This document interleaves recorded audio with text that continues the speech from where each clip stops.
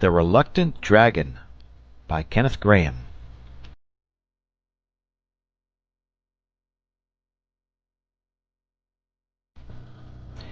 Long ago, I'd have been hundreds of years ago, in a cottage halfway between a little English village and the shoulder of the Downs, a shepherd lived with his wife and their little son. Now, the shepherd spent his days, and at certain times of the year his nights too, up on the wide ocean bosom of the Downs, with only the sun and the stars and the sheep for company, and the friendly chattering world of men and women far out of sight and hearing. But his little son, when he wasn't helping his father, and often when he was as well, spent much of his time buried in big volumes that he borrowed from the affable gentry and interested parsons of the country round about. And his parents were very fond of him, and rather proud of him too, though they didn't let it on in his hearing. So he was left to go his own way and read as much as he liked, and instead of frequently getting a cuff on the side of the head, as might very well have happened to him, he was treated more or less as an equal by his parents, who sensibly thought it a very fair division of labour that they should supply the practical knowledge and he the book learning. They knew that book learning often came in useful at a pinch, in spite of what their neighbours said. What the boy chiefly dabbled in was natural history and fairy tales, and he just took them as they came, in a sandwichy sort of way, without making any distinctions, and really his course of reading strikes one as rather sensible. One evening the shepherd, who for some nights past had been disturbed and preoccupied, and off his usual mental balance, came home all of a tremble, and sitting down at the table where his wife and son were peacefully employed, she with her seam, he in following out the adventures of the giant with no heart in his body, exclaimed with much agitation, "It's all up with me, Maria! Never no more can I go up on them there Downs, was it ever so!" "Now don't you take on like that," said his wife, who was a very sensible woman, "but tell us all about it first, whatever it is as has given you this shake-up, and then me and you and the son here, between us, we ought to be able to get to the bottom of it." "It began some nights ago," said the shepherd. "You know that cave up there? I never liked it, somehow, and the sheep never liked it neither. And when sheep don't like a thing, there's generally some reason for it. Well, for some time past there's been faint noises coming from that cave, noises like heavy sighings, with grunts mixed up in them, and sometimes a snoring, far away down, real snoring, yet somehow not honest snoring like you and me o' nights, you know." "I know," remarked the boy quietly. "Of course I was terrible frightened," the shepherd went on, "yet somehow I couldn't keep away. So this very evening, before I come down, I took a cast round by the cave quietly. And there, oh Lord, there I saw him at last, as plain as I see you." "Saw who?" said his wife, beginning to share in her husband's nervous terror. "Why, him, I'm a-telling you," said the shepherd. "He was halfway sticking out of the cave, and seemed to be enjoying of the cool of the evening in a poetical sort of way. He was as big as 4 cart horses, and all covered with shiny scales, deep blue scales at the top of him, shading off to a tender sort of green below. As he breathed, there was that sort of flicker over his nostrils that you see over our chalk roads on a baking windless day in summer. He had his chin on his paws, and I should say he was meditating about things. Oh, yes, a peaceable sort of beast enough, and not ramping or carrying on or doing anything but what was quite right and proper. I admit all that. And yet, what am I to do? Scales, you know, and claws, and a tail for certain, though I didn't see that end of him. I ain't used to 'em, and I don't hold with 'em, and that's a fact." The boy, who had apparently been absorbed in his book during his father's recital, now closed the volume, yawned, clasped his hands behind his head, and said sleepily, It's all right, Father. Don't you worry. It's only a dragon. Only a dragon! Cried his father. What do you mean sitting there, you and your dragons? Only a dragon, indeed. And what do you know about it? 'Cause it is, and 'cause I do know, replied the boy quietly. Look here, Father. You know we've each of us got our line. You know about sheep and weather and things.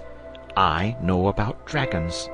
I always said, you know, that cave up there was a dragon cave. I always said it must have belonged to a dragon sometime, and ought to belong to a dragon now if rules count for anything. Well, now you tell me it has got a dragon, and so that's all right. I'm not half as much surprised as when you told me it hadn't got a dragon. Rules always come out right if you wait quietly. Now please, just leave this all to me. I'll stroll up tomorrow morning. No, in the morning I can't. I've got a whole heap of things to do. Well, perhaps in the evening, if I'm quite free, I'll go up and have a talk with him, and you'll find it'll be all right. Only please, don't you go worrying round there without me. You don't understand 'em a bit, and they're very sensitive, you know.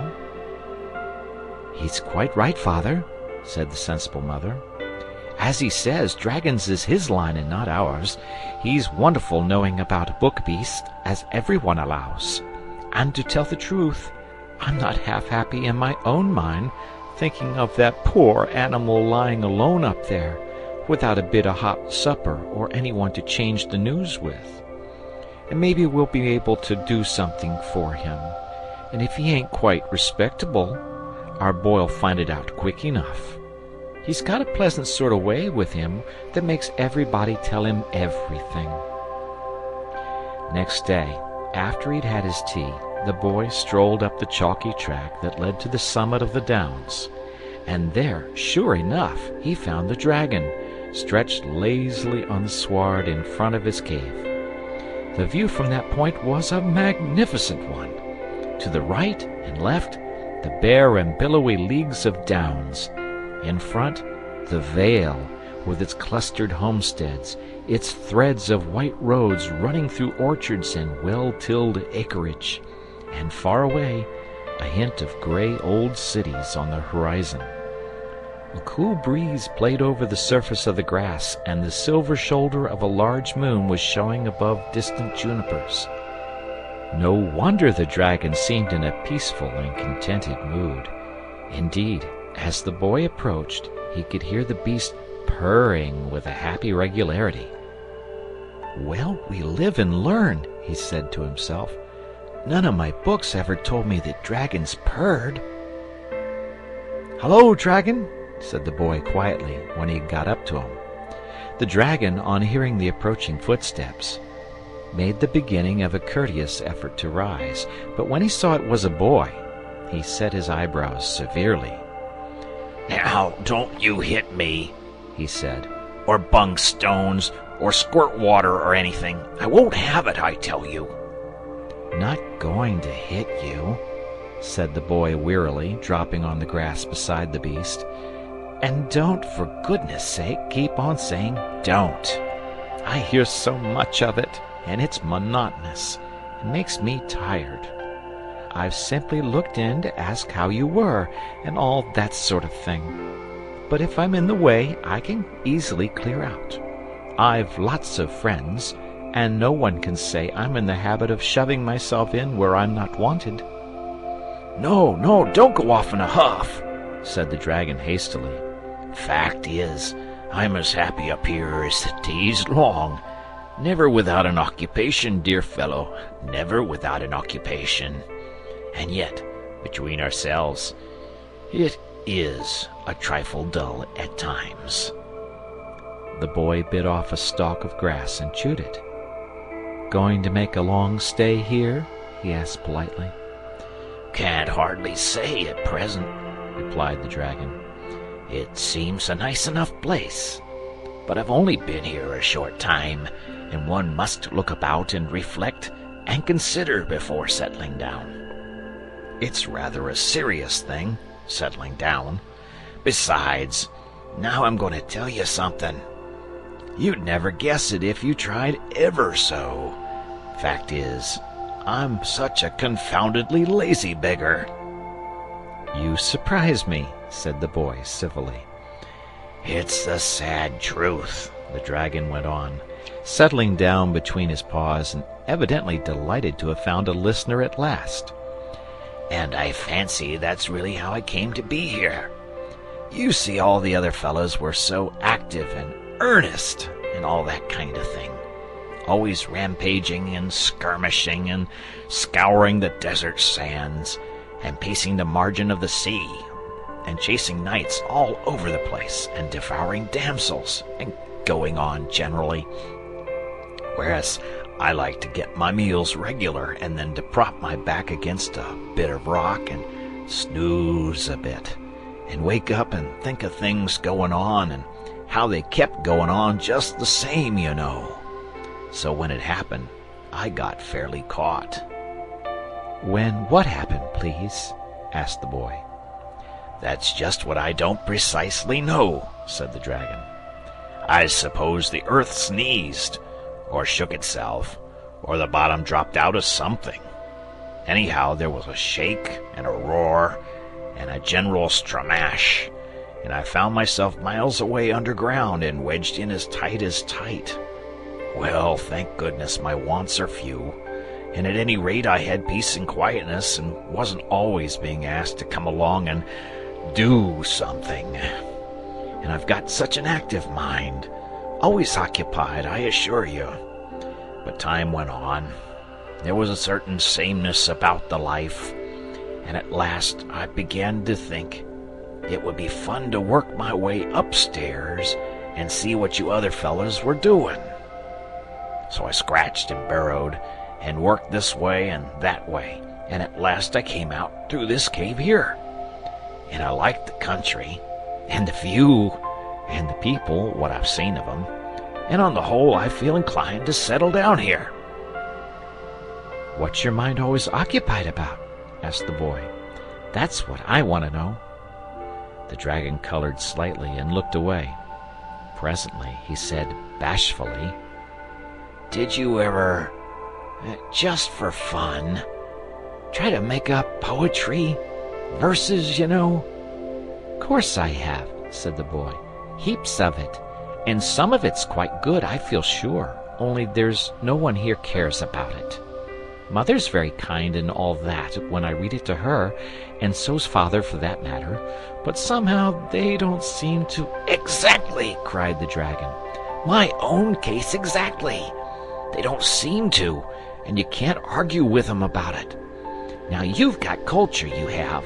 I could tell it on you at once, and I should just like your candid opinion about some little things I threw off lightly when I was down there.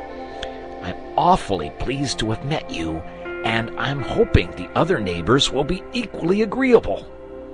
There was a very nice old gentleman up here only last night, but he didn't seem to want to intrude." "That was my father," said the boy. "And he is a nice old gentleman, and I'll introduce you some day if you like." "Can't you two come up here and dine or something tomorrow?" asked the dragon eagerly. "Only, of course, if you've got nothing better to do," he added politely. "Thanks awfully," said the boy, "but we don't go out anywhere without my mother, and, to tell you the truth, I'm afraid she mightn't quite approve of you. You see, there's no getting over the hard fact that you're a dragon, is there? And when you talk of settling down, and the neighbors, and so on, I can't help feeling that you don't quite realize your position. You're an enemy of the human race, you see." "Haven't got an enemy in the world," said the dragon cheerfully. "Too lazy to make 'em to begin with. And if I do read other fellows my poetry, I'm always ready to listen to theirs." "Oh dear," cried the boy. "I wish you'd try and grasp the situation properly. When the other people find you out, they'll come after you with spears and swords and all sorts of things. You'll have to be exterminated, according to their way of looking at it. You're a scourge and a pest and a baneful monster." Not a word of truth in it," said the dragon, wagging his head solemnly. "Character'll bear the strictest investigation. And now, there's a little sonnet thing I was working on when you appeared on the scene." "Oh, if you won't be sensible!" cried the boy, getting up. "I'm going off home. No, I can't stop for sonnets. My mother's sitting up. I'll look you up tomorrow, sometime or other. And do, for goodness sake, try and realize that you're a pestilential scourge, or you'll find yourself in a most awful fix. Good night." The boy found it an easy matter to set the mind of his parents at ease about his new friend.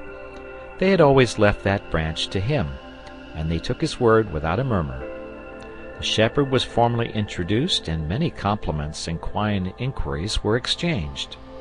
His wife, however, though expressing her willingness to do anything she could, to mend things, or set the cave to rights, or cook a little something when the dragon had been poring over his sonnets and forgotten his meals, as male things will do, could not be brought to recognize him formally. The fact that he was a dragon, and they didn't know who he was, seemed to count for everything with her. She made no objection, however, to her little son spending his evenings with the dragon quietly, so long as he was home by 9 o'clock, and many a pleasant night they had, sitting on the sward, while the dragon told stories of old times, when dragons were quite plentiful, and the world was a livelier place than it is now, and life was full of thrills and jumps and surprises. What the boy had feared, however, soon came to pass. The most modest and retiring dragon in the world, if he's as big as 4 cart horses and covered with blue scales, cannot keep altogether out of the public view. And so in the village tavern of nights, the fact that a real live dragon sat brooding in the cave on the downs was naturally a subject for talk. Though the villagers were extremely frightened, they were rather proud as well. It was a distinction to have a dragon of your own, and it was felt to be a feather in the cap of the village. Still, all were agreed that this sort of thing couldn't be allowed to go on. The dreadful beast must be exterminated. The countryside must be freed from this pest, this terror, this destroying scourge. The fact that not even a hen roost was the worst for the dragon's arrival wasn't allowed to have anything to do with it. He was a dragon, and he couldn't deny it. And if he didn't choose to behave as such, that was his own lookout. But in spite of much valiant talk, no hero was found willing to take sword and spear and free the suffering village and win deathless fame. And each night's heated discussion always ended in nothing. Meanwhile, the dragon, a happy bohemian, lolled on the turf, enjoyed the sunsets, told antediluvian anecdotes to the boy, and polished his old verses while meditating on fresh ones. One day the boy, on walking into the village, found everything wearing a festal appearance which was not to be accounted for in the calendar. Carpets and gay-colored stuffs were hung out of the windows, the church bells clamored noisily, the little street was flower-strewn, and the whole population jostled each other along either side of it, chattering, shoving, and ordering each other to stand back. The boy saw a friend of his own age in the crowd and hailed him. "What's up?" he cried. "Is it the players, or bears, or circus, or what?" "It's all right," his friend hailed back. "He's a-comin'." "Who's a-comin'?" demanded the boy, thrusting into the throng. "Why, St. George, of course," replied his friend. "He's heard tell of our dragon, and he's coming on purpose to slay the deadly beast and free us from his horrid yoke. Oh my, won't that be a jolly fight!" Here was news indeed. The boy felt that he ought to make quite sure for himself, and he wriggled himself in between the legs of his good-natured elders, abusing them all the time for their unmannerly habit of shoving. Once in the front rank, he breathlessly awaited the arrival. Presently, from the faraway end of the line, came the sound of cheering. Next, the measured tramp of a great war horse made his heart beat quicker. and then he found himself cheering with the rest as, amidst welcoming shouts, shrill cries of women, uplifting of babies, and waving of handkerchiefs, St. George paced slowly up the street. The boy's heart stood still, and he breathed with sobs. The beauty and the grace of the hero were so far beyond anything he had yet seen. His fluted armor was inlaid with gold, his plumed helmet hung at his saddle bow, and his thick fair hair framed a face gracious and gentle beyond expression till you caught the sternness in his eyes. He drew rein in front of the little inn, and the villagers crowded round with greetings and thanks and voluble statements of their wrongs and grievances and oppressions. The boy heard the grave, gentle voice of the saint, assuring them that all would be well now, and that he would stand by them and see them righted and free them from their foe. Then he dismounted and passed through the doorway, and the crowd poured in after him. But the boy made off up the hill as fast as he could lay his legs to the ground. "It's all up, dragon!" he shouted as soon as he was within sight of the beast. "He's coming! He's here now! You'll have to pull yourself together and do something at last!" The dragon was licking his scales and rubbing them with a bit of house flannel the boy's mother had lent him, till he shone like a great turquoise. "Don't be violent, boy," he said without looking around. "Sit down and get your breath, and try and remember that the noun governs the verb, and then perhaps you'll be good enough to tell me who's coming." "That's right. Take it coolly," said the boy. "Hope you'll be half as cool when I've got through with my news. It's only St. George who's coming, that's all. He rode into the village half an hour ago. Of course you can lick him, a great big fellow like you, but I thought I'd warn you, 'cause he's sure to be round early, and he's got the longest, wickedest-looking spear you ever did see." And the boy got up and began to jump round in sheer delight at the prospect of the battle. "Oh, dearie, dearie me," moaned the dragon. "This is too awful. I won't see him, and that's flat. I don't want to know the fellow at all. I'm sure he's not nice. You must tell him to go away at once, please. Say he can write if he likes, but I can't give him an interview. I'm not seeing anybody at present." "Now, dragon, dragon," said the boy imploringly, "don't be perverse and wrong-headed. You've got to fight him some time or other, you know, 'cause he's St. George and you're the dragon. Better get it over, and then we can go on with the sonnets. And you ought to consider other people a little, too. If it's been dull up here for you, think how dull it's been for me." "My dear little man," said the dragon solemnly, "just understand once for all that I can't fight, and I won't fight. I've never fought in my life, and I'm not going to begin now just to give you a Roman holiday. In old days, I always let the other fellows, the earnest fellows, do all the fighting, and no doubt that's why I have the pleasure of being here now." "But if you don't fight, he'll cut your head off," gasped the boy, miserable at the prospect of losing both the fight and his friend. "Oh, I think not," said the dragon in his lazy way. "You'll be able to arrange something. I've every confidence in you. You're such a manager. Just run down, there's a dear chap, and make it all right. I leave it entirely to you." The boy made his way back to the village in a state of great despondency. First of all, there wasn't going to be any fight. Next, his dear and honored friend the dragon hadn't shown up in quite such a heroic light as he would have liked. And lastly, whether the dragon was a hero at heart or not, it made no difference, for St. George would most undoubtedly cut his head off. "Arrange things indeed," he said bitterly to himself. "The dragon treats the whole affair as if it were an invitation to tea and croquet." The villagers were straggling homewards as he passed up the street, all of them in the highest spirits, and gleefully discussing the splendid fight that was in store. The boy pursued his way to the inn, and passed into the principal chamber, where St. George now sat alone, musing over the chances of the fight, and the sad stories of rapine and of wrong that had so lately been poured into his sympathetic ears. "May I come in, St. George?" said the boy politely, as he paused at the door. "I want to talk to you about this little matter of the dragon, if you're not tired of it by this time." "Yes, come in, boy," said the saint kindly. "Another tale of misery and wrong, I fear me. Is it a kind parent, then, of whom the tyrant has bereft you, or some tender sister or brother?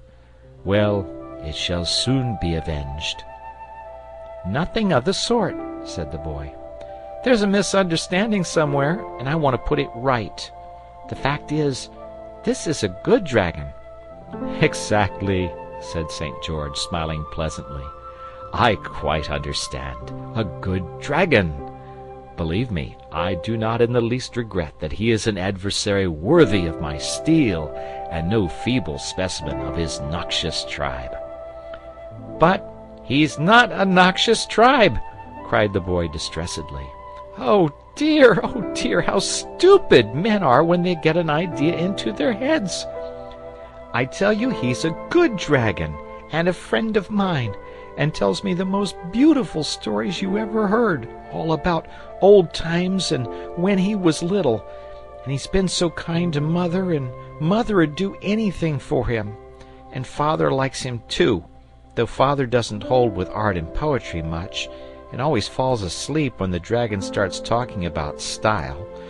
But the fact is, nobody can help liking him when once they know him. He's so engaging and so trustful, and as simple as a child.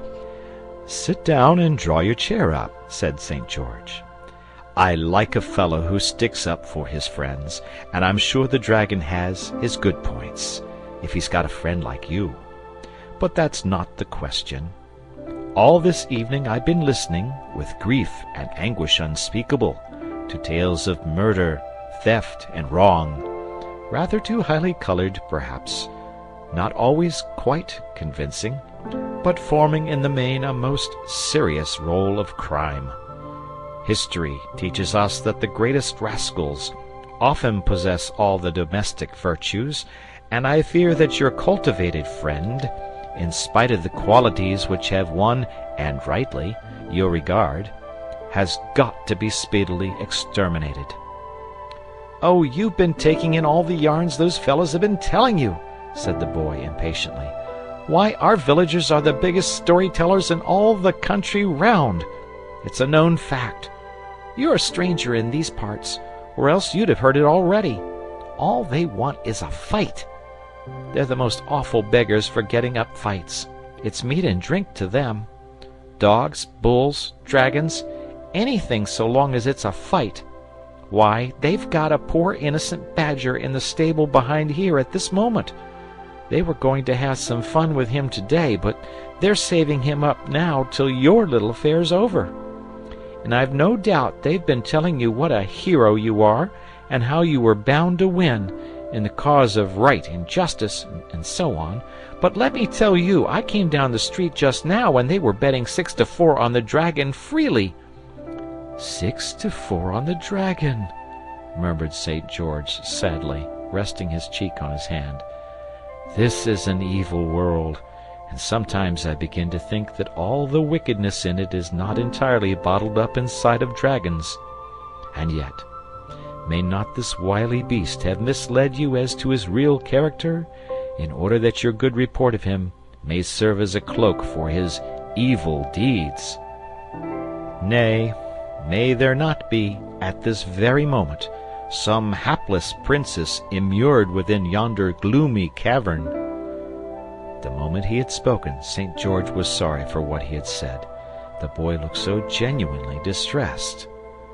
"I assure you, St. George," he said earnestly, "there's nothing of the sort in the cave at all. The dragon's a real gentleman, every inch of him, and I may say that no one would be more shocked and grieved than he would at hearing you talk in that that loose way about matters on which he has very strong views." "Well, perhaps I have been over-credulous," said St. George. "Perhaps I've misjudged the animal. But what are we to do? Here are the dragon and I almost face to face, each supposed to be thirsting for each other's blood. I don't see any way out of it exactly. What do you suggest? Can't you arrange things somehow?" "That's just what the dragon said," replied the boy, rather nettled. "Really, the way you two seem to leave everything to me, I suppose you couldn't be persuaded to go away quietly, could you?" "Impossible, I fear," said the saint. "Quite against the rules. You know that as well as I do." "Well then, look here," said the boy. "It's early yet. Would you mind strolling up with me and seeing the dragon and talking it over? It's not far, and any friend of mine will be most welcome." "Well, it's irregular," said St. George, rising, "but really it seems about the most sensible thing to do." "You're taking a lot of trouble on your friend's account," he added good-naturedly, as they passed out through the door together. "But cheer up. Perhaps there won't have to be a fight after all." "Oh, but I hope there will, though," replied the little fellow wistfully.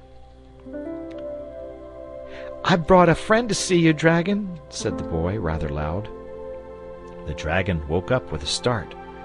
"I was just thinking about things," he said in his simple way.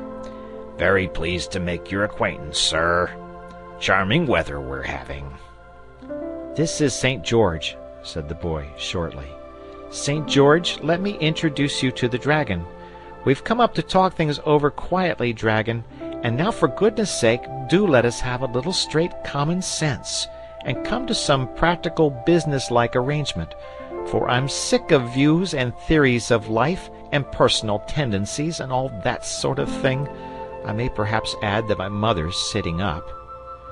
"So glad to meet you, St. George," began the dragon rather nervously.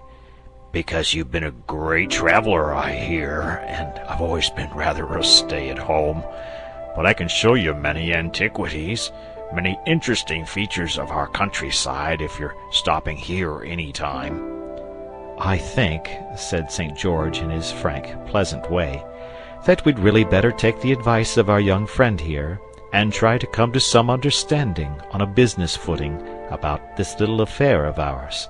Now don't you think that after all the simplest plan would be to just fight it out according to the rules, and let the best man win?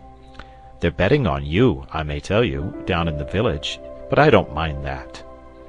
"Oh yes, do, dragon," said the boy delightedly. "It'll save such a lot of bother." "My young friend, you shut up," said the dragon severely. "Believe me, St. George," he went on, "there's nobody in the world I'd sooner oblige than you and this young gentleman here. But the whole thing's nonsense and conventionality and popular thick-headedness. There's absolutely nothing to fight about, from beginning to end. And anyhow, I'm not going to, so that settles it." "But supposing I make you?" said St. George, rather nettled. "You can't," said the dragon triumphantly. "I should only go into my cave and retire for a time down the hole I came up. You'd soon get heartily sick of sitting outside and waiting for me to come out and fight you. And as soon as you'd really gone away, why, I'd come up again gaily, for I tell you frankly, I like this place, and I'm going to stay here." St. George gazed for a while on the fair landscape around them. "But this would be a beautiful place for a fight," he began again, persuasively.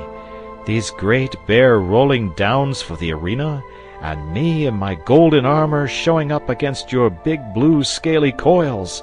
Think what a picture it would make." "Now you're trying to get at me through my artistic sensibilities," said the dragon. "But it won't work.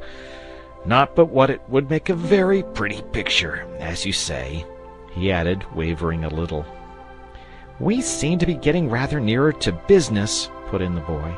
"You must see, dragon, that there's got to be a fight of some sort, 'cause you can't want to have to go down to that dirty old hole again and stop there till goodness knows when." "It might be arranged," said St. George thoughtfully. "I must spear you somewhere, of course, but I'm not bound to hurt you very much. There's such a lot of you that there must be quite a few spare places somewhere. Here, for instance, just behind your foreleg. It couldn't hurt you much, just here." "Now you're tickling, George," said the dragon coyly. "No, that place won't do at all. Even if it didn't hurt, and I'm sure it would, awfully, it would make me laugh, and that would spoil everything." "Let's try somewhere else, then," said St. George patiently. "Under your neck, for instance. All these folds of thick skin. If I speared you here, you'd never even know I'd done it." "Yes, but are you sure you can hit off the right place?" asked the dragon anxiously. "Of course I am," said St. George, with confidence. "You leave that to me." "It's just because I've got to leave it to you that I'm asking," replied the dragon rather testily. "No doubt you would deeply regret any error you might make in the hurry of the moment, but you wouldn't regret it half as much as I should. However, I suppose we've got to trust somebody as we go through life, and your plan seems, on the whole, as good a one as any." "Look here, dragon," interrupted the boy, a little jealous on behalf of his friend, who seemed to be getting all the worst of the bargain. "I don't quite see where you come in. There's to be a fight, apparently, and you're to be licked. And what I want to know is, what are you going to get out of it?" "St. George," said the dragon, "just tell him, please, what will happen after I'm vanquished in the deadly combat." "Well, according to the rules, I suppose I shall lead you in triumph down to the marketplace, or whatever answers to it," said St. George. "Precisely," said the dragon. "And then?" "And then there'll be shoutings and speeches and things," continued St. George, "and I shall explain that you're converted, and see the error of your ways, and so on." "Quite so," said the dragon. "And then?" "Oh, and then," said St. George, "why, and then there will be the usual banquet, I suppose." "Exactly," said the dragon, "and that's where I come in. Look here," he continued, addressing the boy, "I'm bored to death up here, and no one really appreciates me. I'm going into society, I am, and through the kindly aid of our friend here, who's taking such a lot of trouble on my account, and you'll find I've got all the qualities to endear me to people who entertain. So now that's all settled, and if you don't mind, I'm an old-fashioned fellow. Don't want to turn you out, but—" "Remember, you'll have to do your proper share of the fighting, dragon," said St. George as he took the hint and rose to go. "I mean ramping and breathing fire and so on." "I can ramp all right," replied the dragon confidently. "As to breathing fire, it's surprising how easily one gets out of practice. But I'll do the best I can. Good night." They had descended the hill and were almost back in the village again when St. George stopped short. "Knew I had forgotten something," he said. "There ought to be a princess, terror-stricken and chained to a rock and all that sort of thing. Boy, can't you arrange a princess?" The boy was in the middle of a tremendous yawn. "I'm tired to death," he wailed, "and I can't arrange a princess or anything more at this time of night. And my mother's sitting up, and do stop asking me to arrange more things till tomorrow." Next morning, the people began streaming up to the downs at quite an early hour, in their Sunday clothes and carrying baskets with bottlenecks sticking out of them, everyone intent on securing good places for the combat. This was not exactly a simple matter, for of course it was quite possible that the dragon might win, and in that case even those who had put their money on him felt they could hardly expect him to deal with his backers on a different footing to the rest. Places were chosen, therefore, with circumspection and with a view to a speedy retreat in case of emergency, and the front rank was mostly composed of boys who had escaped from parental control and now sprawled and rolled about on the grass, regardless of the shrill threats and warnings discharged at them by their anxious mothers behind. The boy had secured a good front place, well up towards the cave, and was feeling as anxious as a stage manager on first night. Could the dragon be depended upon? He might change his mind and vote the whole performance rot, or else, seeing that the affair had been so hastily planned, without even a rehearsal, he might be too nervous to show up. The boy looked narrowly at the cave, but it showed no sign of life or occupation. Could the dragon have made a moonlight flitting? The higher portions of the ground were now black with sightseers, and presently a sound of cheering and a waving of handkerchiefs told that something was visible to them which the boy, far up towards the dragon end of the line as he was, could not yet see. A minute more, and St. George's red plumes topped the hill, as the saint rode slowly forth on the great level space which stretched up to the grim mouth of the cave. Very gallant and beautiful he looked on his tall war horse, his golden armor glancing in the sun, his great spear held erect, the little white pennon crimson-crossed fluttering at its point. He drew rein and remained motionless. The lines of spectators began to give back a little, nervously, and even the boys in front stopped pulling hair and cuffing each other, and leaned forward expectant. "Now then, dragon," muttered the boy impatiently, fidgeting where he sat. He need not have distressed himself had he only known.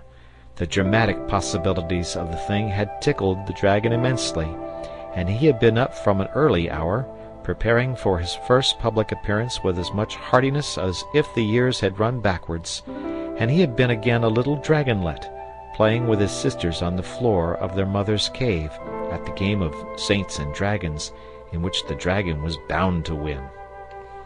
A low muttering, mingled with snorts, now made itself heard, rising to a bellowing roar that seemed to fill the plain. Then a cloud of smoke obscured the mouth of the cave, and out of the midst of it the dragon himself, shining, sea-blue, magnificent, pranced splendidly forth, and everybody said, "Ooh!" as if he had been a mighty rocket.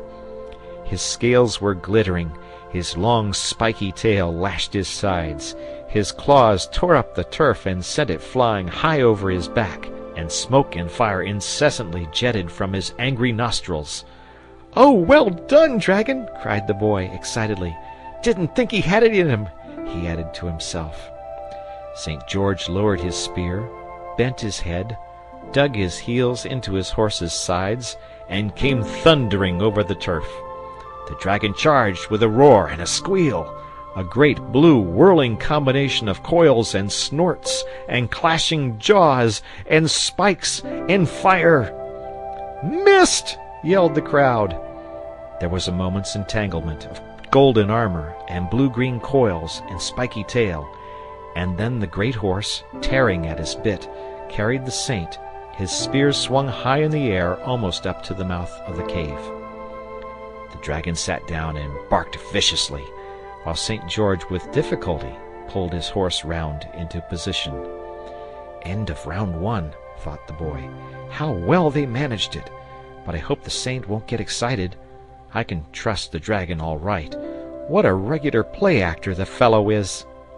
St. George had at last prevailed on his horse to stand steady, and was looking round him as he wiped his brow. Catching sight of the boy, he smiled and nodded, and held up 3 fingers for an instant. "It seems to be all planned out," said the boy to himself. "Round 3 is to be the finishing one, evidently. Wish it could have lasted a bit longer. Whatever's that old fool of a dragon up to now?" The dragon was employing the interval in giving a ramping performance for the benefit of the crowd. Ramping, it should be explained, consists in running round and round in a wide circle and sending waves and ripples of movement along the whole length of your spine, from your pointed ears right down to the spike at the end of your long tail. When you are covered with blue scales, the effect is particularly pleasing, and the boy recollected the dragon's recently expressed wish to become a social success. St. George now gathered up his reins and began to move forward, dropping the point of his spear and settling himself firmly in the saddle. "Time!" yelled everybody excitedly, and the dragon, leaving off his ramping, sat up on end and began to leap from one side to the other with huge ungainly bounds, whooping like a red Indian. This naturally disconcerted the horse, who swerved violently, the saint only just saving himself by the mane, and as they shot past, the dragon delivered a vicious snap at the horse's tail, which sent the poor beast careering madly far over the downs, so that the language of the saint, who had lost a stirrup, was fortunately inaudible to the general assemblage. Round 2 evoked audible evidence of friendly feeling towards the dragon.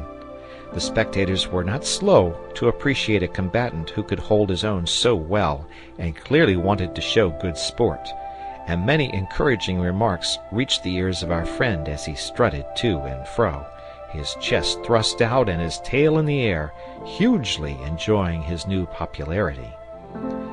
St. George had dismounted and was tightening his girths, and telling his horse, with quite an oriental flow of imagery, exactly what he thought of him, and his relations, and his conduct on the present occasion.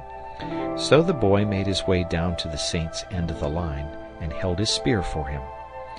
"It's been a jolly fight, St. George," he said with a sigh. "Can't you let it last a little bit longer?" "Well, I think I'd better not," replied the saint. "The fact is, your simple-minded old friend's getting conceited, now they've begun cheering him, and he'll forget all about the arrangement and take to playing the fool, and there's no telling where he would stop.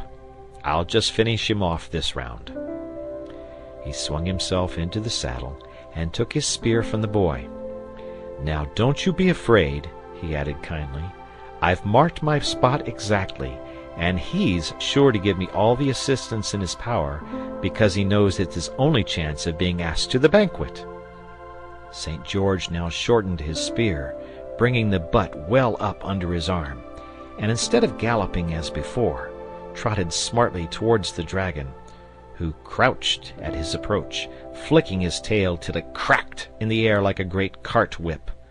The saint wheeled as he neared his opponent, and circled warily round him, keeping his eye on the spare place, while the dragon, adopting similar tactics, paced with caution round the same circle, occasionally feinting with his head.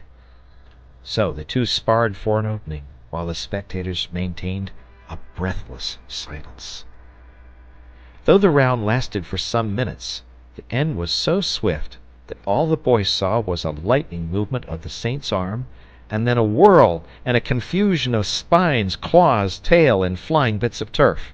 The dust cleared away, the spectators whooped and ran in cheering, and the boy made out that the dragon was down, pinned to the earth by the spear, while St. George had dismounted and stood astride of him. It all seemed so genuine that the boy ran in breathlessly, hoping the dear old dragon wasn't really hurt. As he approached, the dragon lifted one large eyelid, winked solemnly, and collapsed again. He was held fast to earth by the neck, but the saint had hit him in the spare place agreed upon, and it didn't even seem to tickle. "Ain't you going to cut his head off, master?" asked one of the applauding crowd. He had backed the dragon, and naturally felt a trifle sore. "Well, not today, I think," replied St. George pleasantly. "You see, that can all be done at any time. There's no hurry at all. I think we'll all go down to the village first, and have some refreshment, and then I'll give him a good talking to, and you'll find he'll be a very different dragon." At that magic word, refreshment, the whole crowd formed up in procession and silently awaited the signal to start. The time for talking and cheering and betting was past. The hour for action had arrived. St. George, hauling on his spear with both hands, released the dragon, who rose and shook himself and ran his eyes over his spikes and scales and things to see that they were all in order. Then the saint mounted and led off the procession, The dragon followed meekly in the company of the boy, while the thirsty spectators kept at a respectful interval behind. There were great doings when they got down to the village again, and had formed up in front of the inn. After refreshment, St. George made a speech, in which he informed his audience that he had removed their direful scourge at a great deal of trouble and inconvenience to himself, and now they weren't to go about grumbling and fancying they'd got grievances, because they hadn't. And they shouldn't be so fond of fights, because next time they might have to do the fighting themselves, which would not be the same thing at all. And there was a certain badger in the inn stables which had got to be released at once, and he'd come and see it done himself. Then he told them that the dragon had been thinking over things, and saw that there were two sides to every question, and he wasn't going to do it any more, and if they were good perhaps he'd stay and settle down there. So they must make friends, and not be prejudiced, and go about fancying they know everything there was to be known, because they didn't, not by a long way. And he warned them against the sin of romancing, and making up stories, and fancying other people would believe them just because they were plausible and highly colored. Then he sat down amidst much repentant cheering, and the dragon nudged the boy in the ribs, and whispered that he couldn't have done it better himself. Then everyone went off to get ready for the banquet. Banquets are always pleasant things, consisting mostly, as they do, of eating and drinking. But the specially nice thing about a banquet is that it comes when something's over, and there's nothing more to worry about, and tomorrow seems a long way off. St. George was happy because there had been a fight and he hadn't had to kill anybody, for he didn't really like killing, though he generally had to do it. The dragon was happy because there had been a fight, and so far from being hurt in it, he had won popularity and a sure footing in society. The boy was happy because there had been a fight, and in spite of it all, his two friends were on the best of terms. And all the others were happy because there had been a fight, and, well, they didn't require any other reasons for their happiness.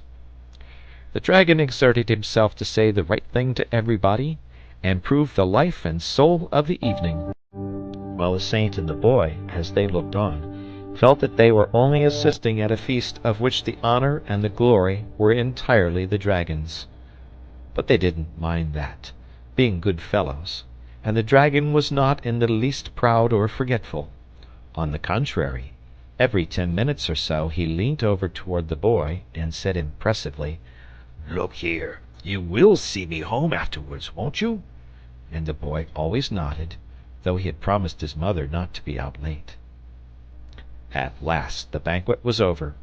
The guests had dropped away with many good nights and congratulations and invitations, and the dragon, who had seen the last of them off the premises, emerged into the street followed by the boy, wiped his brow, sighed, sat down in the road and gazed at the stars. "Jolly night it's been," he murmured. "Jolly stars. Jolly little place this. Think I shall just stop here. Don't feel like climbing up any beastly hill. Boy's promised to see me home. Boy had better do it then. No responsibility on my part. Responsibility all the boys." And his chin sank on his broad chest, and he slumbered peacefully. "Oh, get up, dragon!" cried the boy piteously. "You know my mother's sitting up, and I'm so tired, and you made me promise to see you home, and I never knew what it meant, or I wouldn't have done it." And the boy sat down in the road by the side of the sleeping dragon and cried. The door behind them opened. A stream of light illumined the road, and St. George, who had come out for a stroll in the cool night air, caught sight of the two figures sitting there, the great motionless dragon and the tearful little boy. "What's the matter, boy?" he inquired kindly, stepping to his side. "Oh, it's this great lumbering pig of a dragon," sobbed the boy. "First he makes me promise to see him home, and then he says I'd better do it, and he goes to sleep. Might as well try to see a haystack home. And I'm so tired, and Here he broke down again. "Now, don't take on," said St. George. "I'll stand by you, and we'll both see him home. Wake up, dragon!" he said sharply, shaking the beast by the elbow. The dragon looked up sleepily. What a night, George, he murmured. What a... "Now look here, dragon," said the saint, firmly. "Here's this little fellow waiting to see you home, and you know he ought to have been in bed these 2 hours. And what his mother'll say I don't know, and anybody but a selfish pig would have made him go to bed long ago." And he shall go to bed, cried the dragon, starting up. Poor little chap, only fancy his being up at this hour. It's a shame, that's what it is, and I don't think, St. George, you've been very considerate. But come along at once, and don't let us have any more arguing or shilly-shallying. You give me hold of your hand, boy. Thank you, George. An arm up the hill is just what I wanted. So they set off up the hill arm in arm, the saint, the dragon, and the boy. The lights in the little village began to go out, but there were stars and a late moon as they climbed to the downs together. And as they turned the last corner and disappeared from view, snatches of an old song were borne back on the night breeze. I can't be certain which of them was singing, but I think it was the dragon. End of the story.